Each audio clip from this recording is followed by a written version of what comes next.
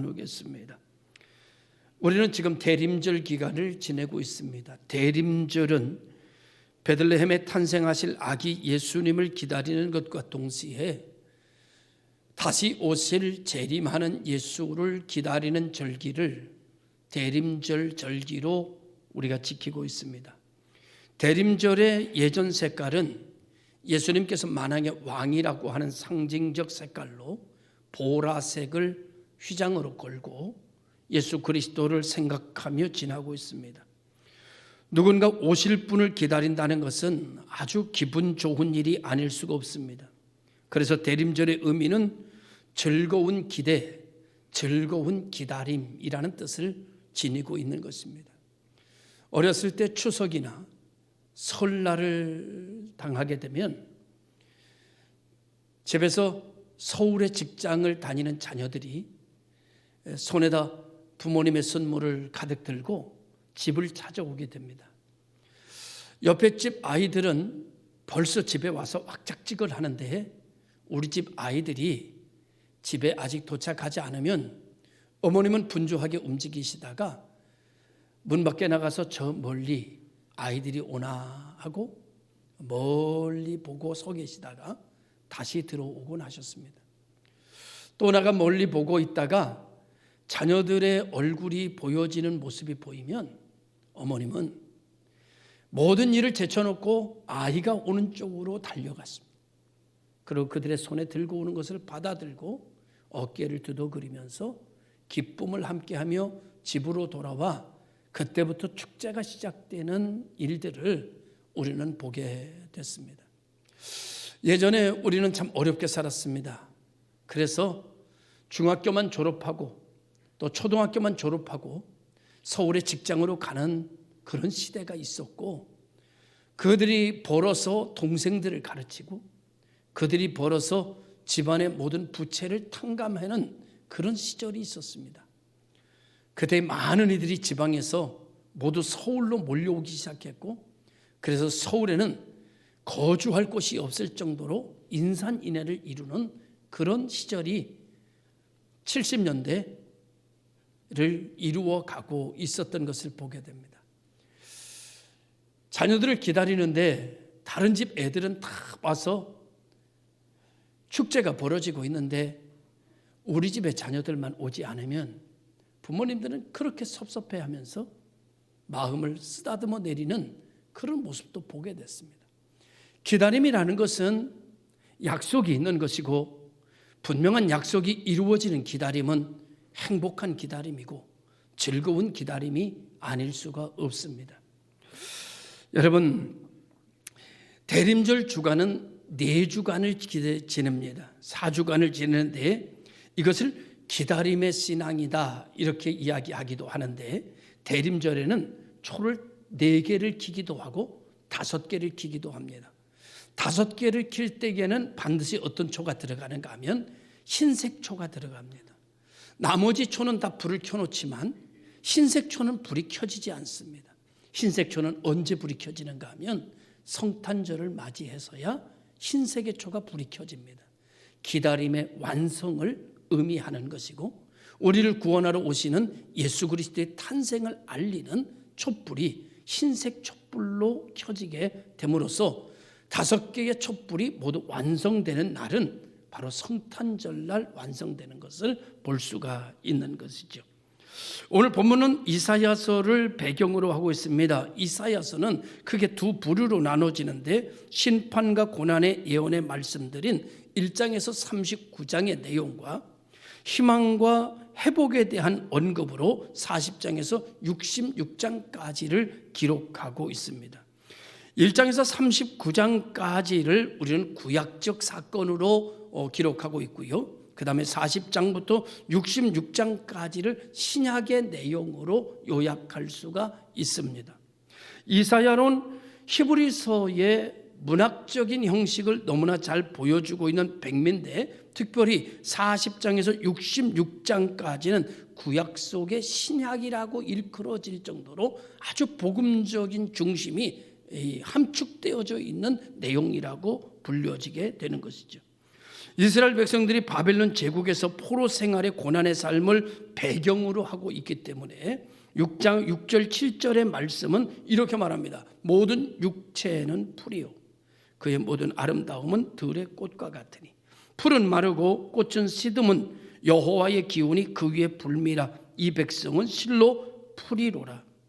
바벨론으로 상징되는 인간의 모든 영광과 곧 사라질 것인 그 영광을 마음에 두지 말라라고 하시는 하나님의 말씀이죠. 그 바벨론의 영광은 풀과 같고 꽃과 같다라는 말이고, 그 풀과 같은 꽃과 같다라고 하는 말이 이 성경 6절 8절에서 총 7번이나 언급됩니다. 금방 피었다가 지는 풀과 같이, 꽃과 같이 이 세상의 부귀와 영화는 곧 소멸될 것이다. 소멸되는 것에 마음 두지 말라. 이렇게 다시 말하면 순간적 있다 사라지는 것에 마음 두지 말고 영원한 것에 마음을 둬라라고 권면하시는 말씀입니다. 그래서 오늘 이사야서가 활동하던, 이사야 선지자가 활동하던 시대에 이 바벨론은 하나님의 예언의 말씀대로 바벨론의 찬란한 영광, 자랑했던 그의 권력은 흔적조차 없이 사라져 버리고 말았습니다.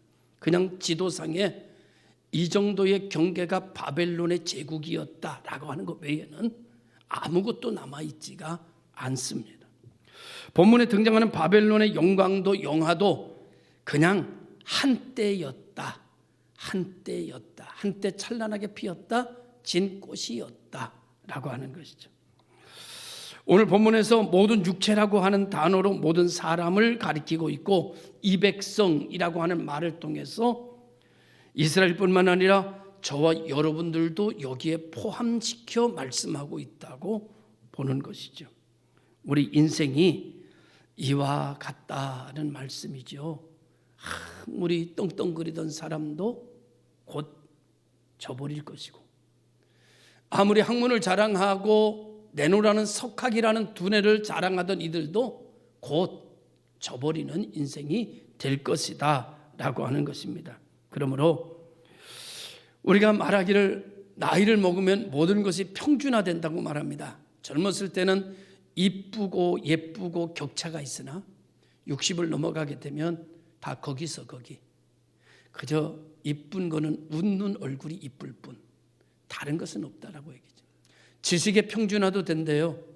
요즘은 얼마나 정보가 많이 퍼지고 있는가 하면 다양성은 전문성을 가진 사람보다도 잡학 지식은 전문성을 가지지 않은 사람이 더 많은 것 같아요.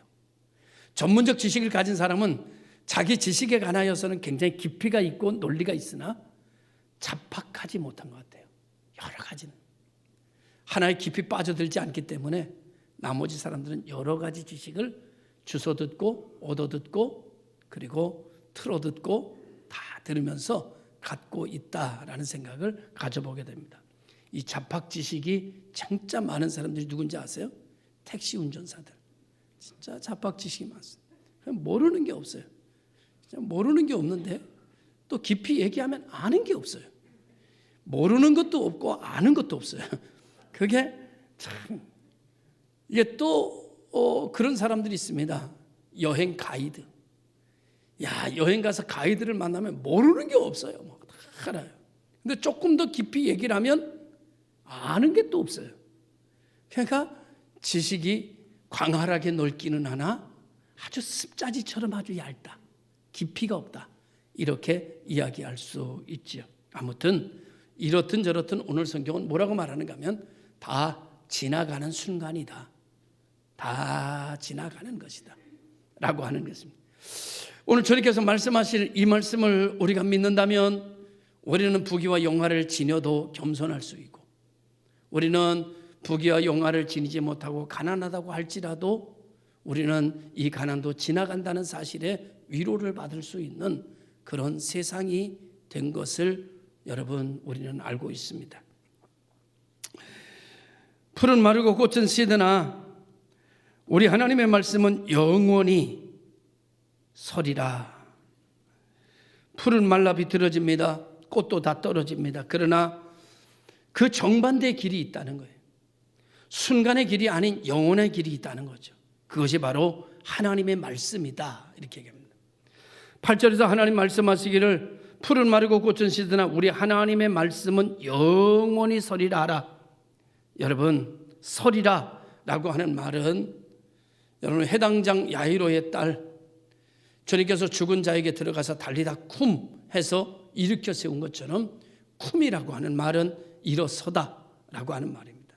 그래서 오늘 하나님의 말씀은 서리라. 어떻게 서느냐? 잠시 있다 사라지는 걸로 서는 게 아니라 영영이 서리라, 영원히 서리라. 그러니까 하나님의 말씀은 쿰하다, 확고하게 쓰다, 견고하게 쓰다. 사계절이 지나도 시대가 바뀌어도 하나님의 말씀은 흔들림이 없이 요지부동, 항상 진리의 말씀은 변함이 없다. 그러니 하나님의 말씀 위에 서라. 그게 바로 지혜다. 잠언은 그렇게 이야기하고 있는 것이죠.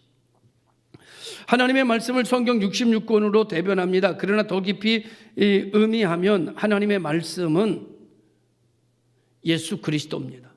태초에 하나님의 말씀이 계시니라. 이 말씀이 하나님과 함께 계셨으니 이 말씀은 곧 하나님의 말씀이요. 말씀이 육신이 되어 우리 가운데 거하시니 그는 예수 그리스도다 라고 하는 말이죠. 예수 그리스도, 여러분, 영원히 변함없으신 계시된 하나님의 말씀, 그 말씀 위에 설 때, 그 말씀을 품에 끌어안을 때, 그 말씀을 붙잡을 때 동시에 우리들은 영원한 순간이 변하여 영원이 되는 역사가 일어나게 되는 줄로 믿습니다. 사람들은 영원한 것을 팔아서 순간을 삽니다. 그런가 하면 그리스도교, 기독교 교인들은 순간의 것을 가지고 영원한 것을 삽니다. 놀라운 일이죠. 저는 어제 제 친구 결혼 주례를 했습니다. 물론 재혼이죠. 결혼 주례를 하고 왔는데 정말 감동적인 일이 있었습니다. 결혼 주례가 다 끝나고 난 이후에 앞으로 딴따단딴 하기 전에 그 친구 목사님 한 분이 영상을 좀 틀어도 되겠느냐고 저한테 조심스럽게 오더니 귓속말로 하는 거예요. 영상 하나 틀어도 되겠느냐고. 그래서 아니 무슨 영상을 이 시간에 튼다고 그러나 그래서 조금 마땅치는 않았지만 또 목사님이 말씀하시는데 그거 한 1분 정도 된다는데 그것도 거절하기도 뭐해서 아이 그러시라고 그렇게 생각하고 영상이 딱 틀었는데 일반적으로 결혼 예식의 영상은 신랑 신부를 주인공으로 해서 틀어지는 영상이 100%입니다. 그런데 이번에 영상은 딱 틀자마자 염소가 나오는 거예요. 염소가 우글우글. 이 목사님 설명이 그렇습니다. 이번에 결혼하는 목사님이 선교지에 염소 7마리를 헌신하셨습니다. 이 염소 7마리의 기념탑을 쌓았는데, 결혼 기념탑을 쌓았는데 이 염소 7마리는 한 집에 암놈, 순놈 2마리씩 전달되고 그 2마리가 전달돼서 새끼를 낳으면 그 집에서 1마리씩 하나님의 교회에다가 드리고 그것은 또 분양되는 쪽으로 나와서 그 지역에 많은 사람들이 염소로 생계를 이어갈 수 있는 부를 가질 수 있는 일로 선교되고 있습니다. 그리고 그 현지 선교사가 나와서 결혼을 축하드립니다. 그리고 염소 사준 것에 대해서 고마움을 표현하고 있었습니다. 참 감동적인 일이었어요. 여러분, 염소는 몇 년 지나면 사라지겠지만 결혼 예식에 하나님의 영광을 위하여 선교지에 어려운 가정들의 염소를 사준 그 헌신은 하나님 앞에서 영원할 것입니다. 그 목사님, 거기에 갔던 그 목사님이 이렇게 말합니다. 저희는 우물을 파주고 왔습니다. 우물 파는데 한 200만 원 든대요. 그런데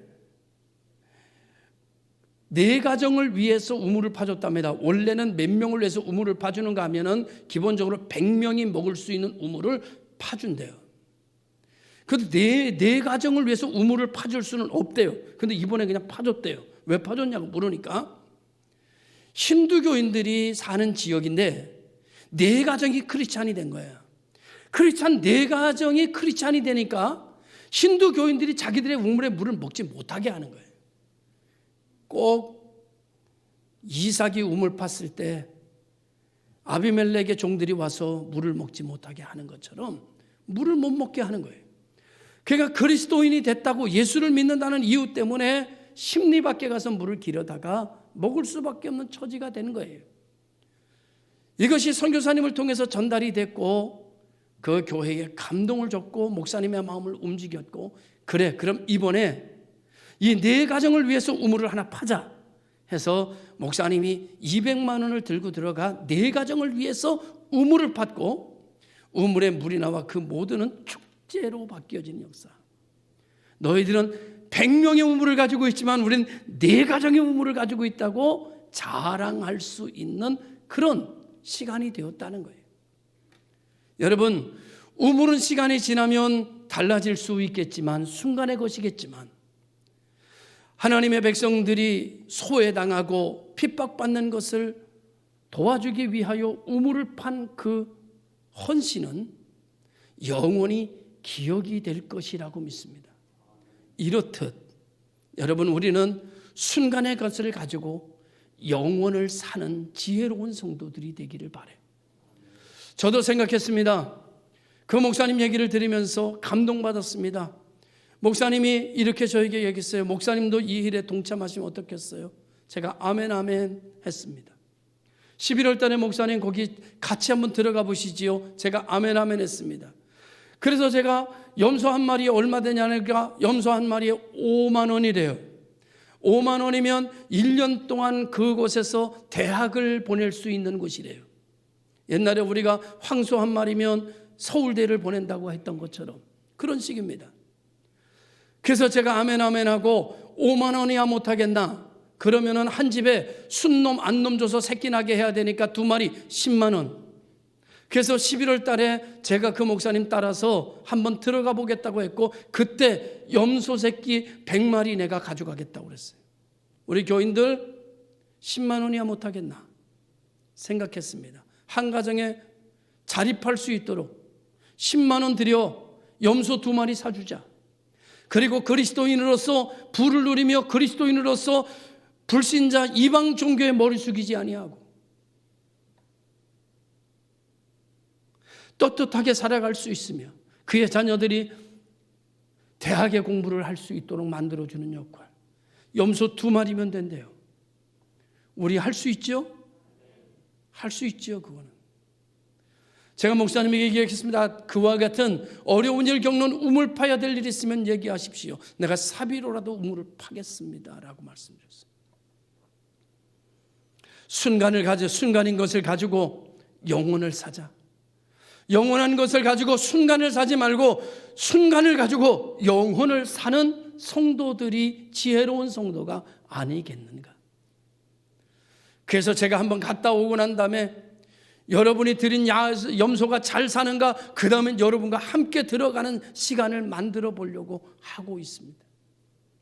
사랑하는 성도 여러분, 이 땅에 얼마나 하나님께서 이 땅에 거하는 여기에 있게 하실런지 모르지만, 이 세상에 살게 하실지 모르지만, 이 세상의 순간의 삶을 영원한 삶으로 바꿔가는 작업을 이제부터 우리는 해야 될 것입니다.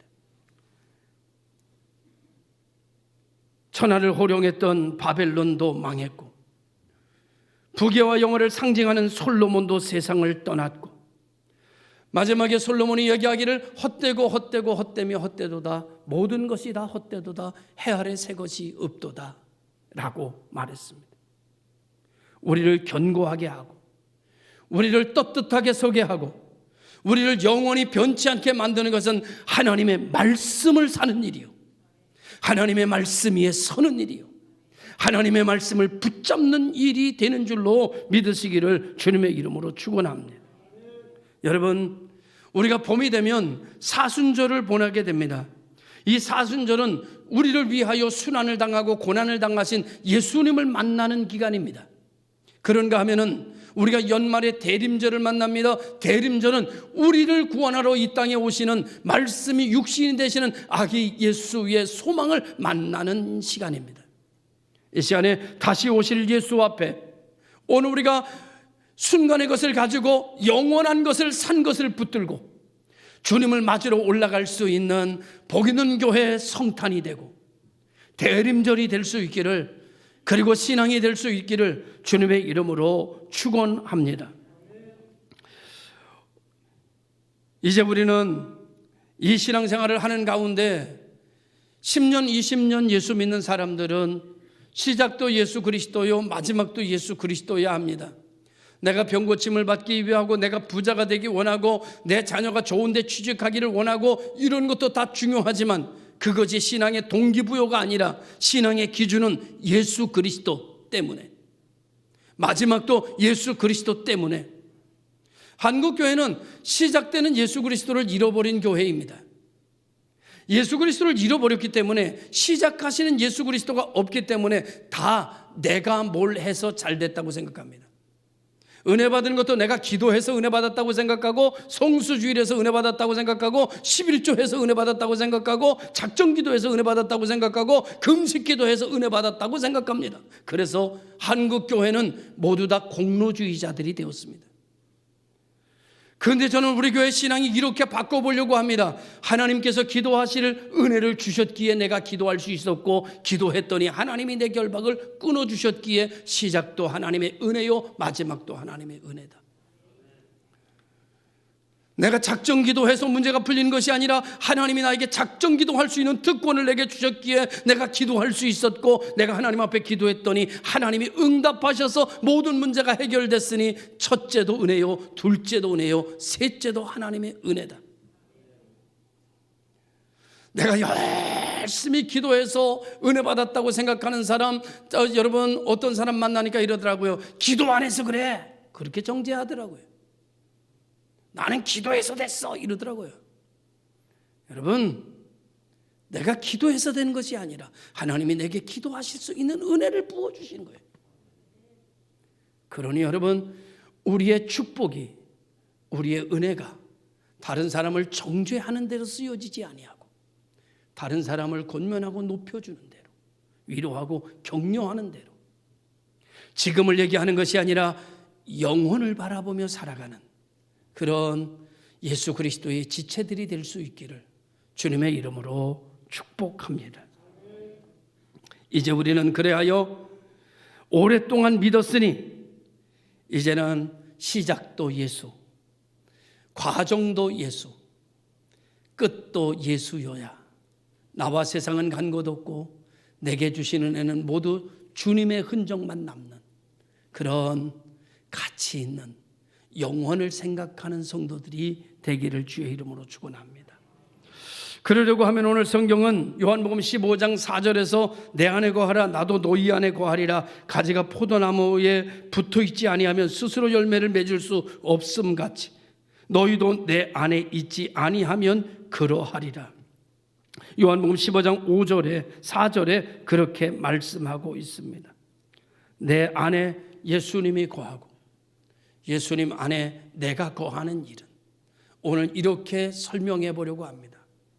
예수님이 내 안에 거셔서 나의 육신이 되고 나의 운동력이 되어 나를 통해 하나님의 뜻을 이루게 하시고, 내가 예수 안에 거하여 내가 하나님의 능력을 표현할 수 있는 주님과 하나 되는 신비로움이 나를 통해 나타나는 그런 역사가 일어나는 지체들이 예수가 내 안에, 내가 예수 안에 거하는 것일 것이다.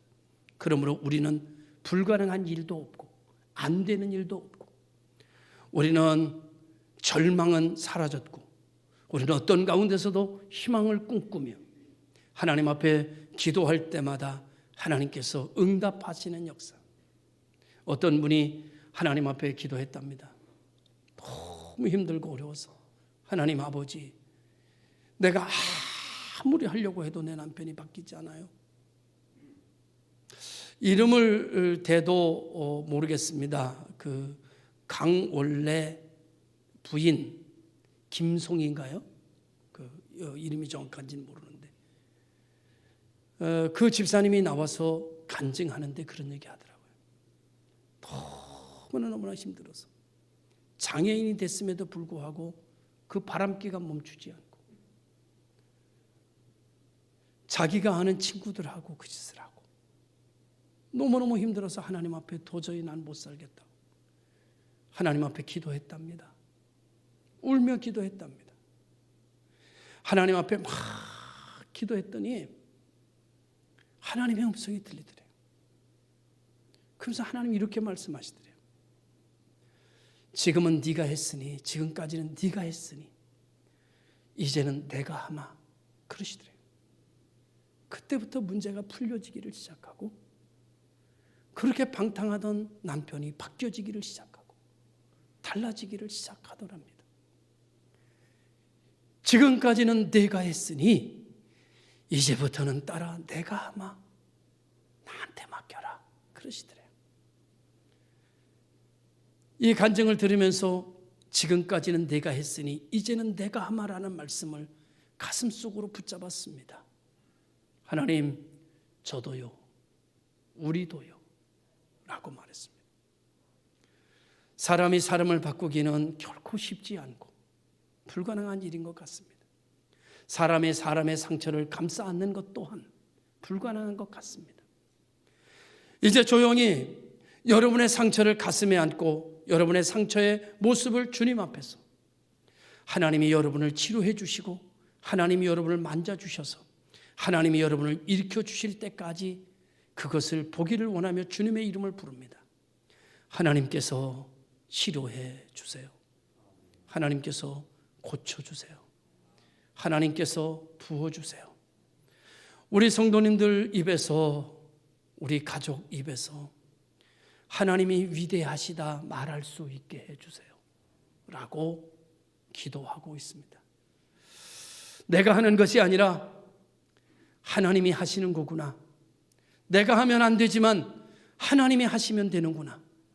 오늘 우리 모든 성도들이 하나님을 바라보며 하나님이 하실 것을 기대하며 그를 믿으며 하나님의 이름을 부르면 우리들의 순간의 염려와 근심과 걱정은 영원한 것으로 바뀌어 찬양이 되고 기쁨이 되고 그리스도의 향기가 되어 나타나는 역사가 일어날 것이라 믿어 의심하지 않습니다. 주가 내 안에 내가 주 안에 거하면 이라는 말이 너무나 추상적이라서 어떤 목사님이 설명한 걸 보니까 이렇더라고요. 내가 내 안에 거하고 내가 내 안에 거하는 건 어떤 것과 같은가 하면 찻잔 안에 녹차 티벳을 집어넣어서 녹차물을 울구어 먹는 것과 같이 바로 내가 내 안에 내가 너 안에 주가 내 안에 들어오면 내 안에 예수의 향기와 예수의 그 모든 능력을 내 안에 녹아내려서 내 안에서 예수의 향기가 나고 내가 물을 마실 때는 물이지만 그 안에는 녹차의 향이 확 배어 있어서 녹차를 마시는 것 같은 효력을 느끼게 하는 것이 내가 내 안에 내가 내 안에 있는 것이다 라고 설명했더라고요. 여러분, 이제 우리는 주 안에 있음을 믿으시기 바랍니다.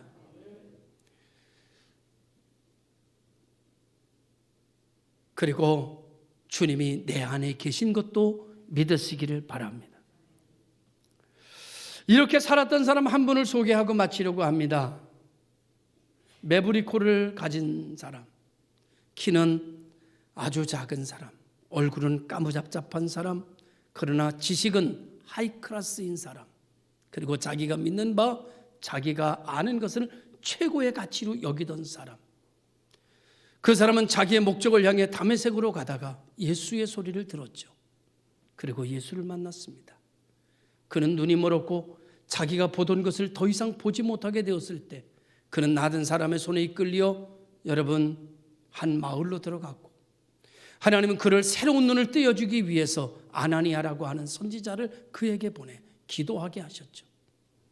아나니아는 그에게 가고 싶지 않았지만 하나님이 가라는 명령을 듣고 그에게 가서 그를 위하여 안수하여 기도했을 때 그 눈에 비들 같은 것이 벗겨져 새로운 세계를 보게 되었다고 했습니다.